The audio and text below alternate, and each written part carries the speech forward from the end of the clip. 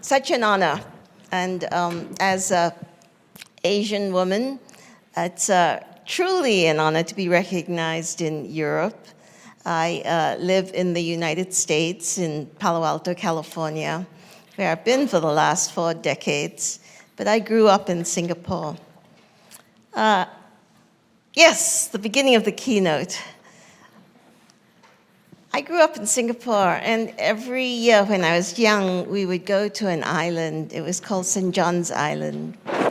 If I close my eyes, I can remember the beautiful ocean, the sun, and just the sea, the magic of the sea. Earlier today, we talked about how if you want to build ships, you don't teach about building the ships. You learn about how to yearn for the sea. I yearn for the sea of my youth. In my youth, there was no such great garbage pile of plastic. So in 1965, there's a famous film called The Graduate. And the advice given to the graduate was, I have one word for you, young man. Plastics. Now, let's come to 2022. What is the one word we would give to the young man, woman, or LGBTQ? That one word would be digital. It is upon us now that one word, digital, to the graduates of today does not end up in a great garbage pile in 40 years. Because as we rush to use digital technology, we have to be careful about the harms that come along. I want to say that here in Germany, you are way ahead of the game in thinking about CleanIT, and that's why I have immersed myself in our collaboration. It reminds me of the role that Germany played in physics. For many, many years, anybody doing a physics PhD had to learn German. Why was that? It was because so many of the advances in physics were done here in Germany. The advances in 40 years, they'll say you have to know German because the CleanIT was born here. It's so important, everything that we've talked about today. And these discussions are not happening anywhere else in the world. So I've had the pleasure to, through our collaboration, the G20 last year under Italy, I've been involved in the Germany Think 7 and the policy brief that we're doing. And it's really made me aware of what does it take to have policymakers make this change. How do I advance the slides? Can we go? Good. Good, thank you. So, I've already just talked about that. Okay. Why do I say this? Many of you know IPv4, the Internet Protocol version 4. If you put all of those addresses into the size of a beach ball, the current set of internet addresses, IPv6, is the volume of the sun. So how can we expect that our intuition, our expectation of how things work, which are developed in the size of the beach ball, expand to the sun? We can't. We have to take preparation. We have to do things very differently. London town 400 years ago was a very smelly place because people took the habits of living in a small village where you could kind of throw your waste products out the window, and they kept doing that in London where there was like 1 million people. We are about to do that with digital. We've got to work out how to move things forward. And it's not a technical problem. It's a question of will. It's a question of the people deciding that we want better than this. You can imagine in London they'd say, well, you should throw your waste this way. You need a bigger ditch. They had to make a big decision to put in a sewage system before it really got fixed. And really, we're looking at that with the internet. How can we prepare our world, our people, for an internet, a digital technology where it's the volume of the sun? We're not equipped. And these questions that just came up in the new panel, how can we be energy efficient? There was a time when fountains only flowed downwards. I went to the Summer Palace at that time Leningrad, but now St. Petersburg. And they had great fountains, but they had to store up the water for days or months because it only flowed downhill. So that's kind of where we are with energy now. We're just designing all of this software, not even counting how much energy it takes. And we're using and using and using it up. So here we are at the CleanIT Forum, but at the German G7 Think 7, we've had a chance to present our thinking about this. And the interest is great because people are looking to Europe. And in Europe, Germany, how do we move forward with digital? It's not just energy efficiency, it's privacy. It's how do we use data? How does data get governed? Are there new kinds of models? We have, as a world, to think about how do we have people flourish where data can help them flourish? So you all know this. We've been talking about this all day. But CleanIT is a German G7 priority. Within the Think 7, we had, I think, 4 cabinet ministers from Germany, and Olaf Scholz spoke yesterday on Monday. The commitment, the understanding brought into sharp focus by the Russian invasion of Ukraine has meant that Germany, more than any time in decades, is ready to act. I'm a woman and a mother. You know when there's a real threat to the whole family, but the 2 boys over there are fighting? You say, stop fighting. Hey, we got to go to the real threat, face the real threat. So I'm saying, while a lot of people are distracted about the war, the real threat is the climate. And what I'm seeing here is the chance for Germany, for Hasselplattner Institute, for SAP, to say, let's go after the real threat. Let's come together, unify ourselves, and work on the problem that faces every single person in the world today and every single one of the future generations. They call it a horizon problem, which is that we are making political decisions today in our own context, weighing up how does it mean to me, when in fact our decisions are affecting thousands of generations that follow us. And I say thousands because you must remember that each of us are the product of thousands of generations who have sacrificed, who really thought about what they wanted to do so that we here could be sitting here talking like this.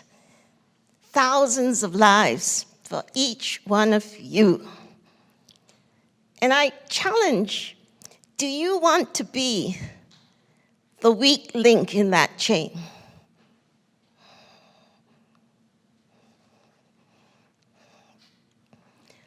I'm very, very pleased to be here in Germany because these are the themes of the German G7 presidency. Progress to an equitable world. the themes that I heard in the last 2 days, it's not about just economic growth. It's about social justice. Let me go back to the plastics issue. You know, there's a whole big recycling thing, and we separate out our plastics. In the United States, the separated out plastics were exported to China. The Chinese were supposed to recycle them, except because at the time they were very poor, they made very low bids for the plastic waste, and they couldn't afford to actually clean up the plastics, and they just tipped them into the rivers, and they flowed out into the great garbage pile. If we don't address social justice, if we don't look at the effect of on people like us, families who are trying to survive, we can't solve the problem technically without solving it socially. But for you, each of you who are Germans, you should be very, very proud of these themes that Germany is standing up to say, we have to address this. So, this is a short talk. I'm saying Germany is leading the way. There's a role everyone can play. And I'm playing it from my place in the United States. I'm playing it from everything that I'm doing with Asia, with Singapore. We've got to use everything we've got. This is the only Earth we've got. So these are the 4 recommendations, and I'll just go to the last one, which I think is the most important, that we can make a difference for the whole world. The idea of a clean IT label. Several people have brought it up. You know, we have labels for washing machines, we have labels for our food. But what about digital, which is going to affect everybody's lives? We don't have a label for digital. Is it clean? Is it ethically produced? Does it hurt children? We worry about, clothes being made in child labor factories, but we don't worry about, okay, we might be taking the childhood of future generations of people because we use up all the Earth's resources in our lifetimes. We have to do something. The CleanIT label is the one I want to say, let's do it. Let's come together. HPI can lead the academic research institutions. We have to start. We've talked some earlier about the MOOC on sustainable engineering. Imagine if a CleanIT label would be issued only if 50% of the software developers in that company had taken the online MOOC class, right? And we could call it level 1, CleanIT level 1. 50% of the engineers, developers have taken the online MOOC class. Level 2, 75%. Level 3, 90%. Level 4, 100%. So then, where do you procure your software from?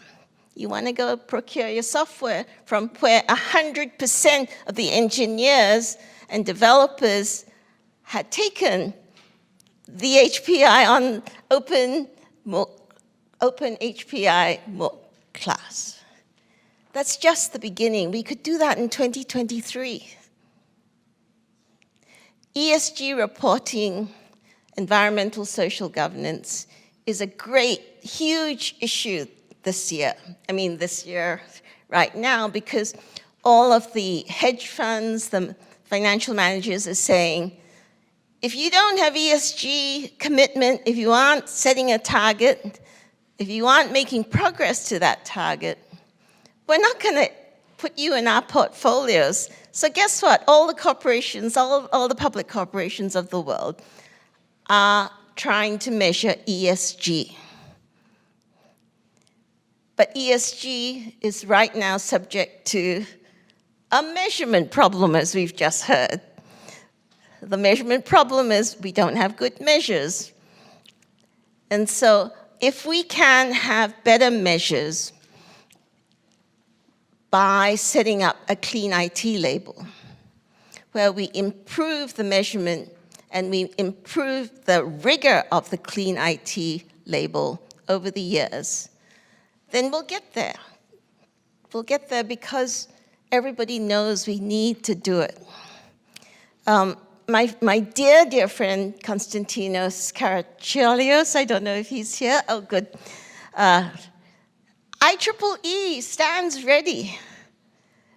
I chair the Sustainability Technical Committee for the SSIT for IEEE, which is Social Implications of Technology.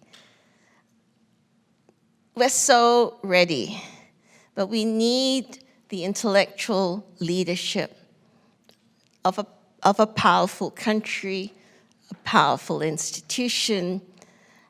And I want to say this, and I said this, Heinige, SAP could be the key to the implementation of the CleanIT label, because no other company has insight into the whole global supply chain of the world.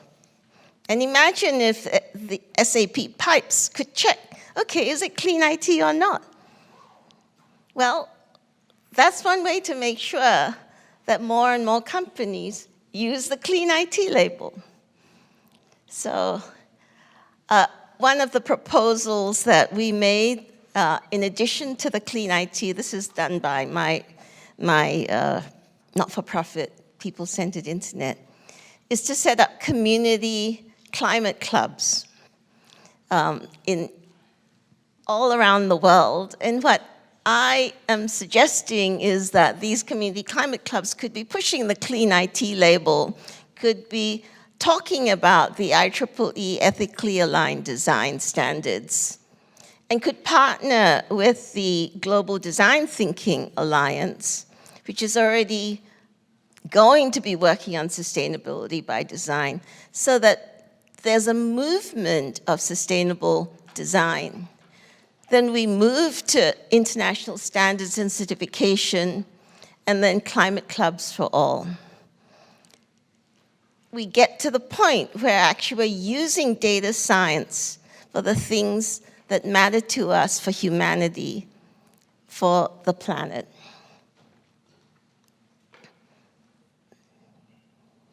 I think this is my last slide.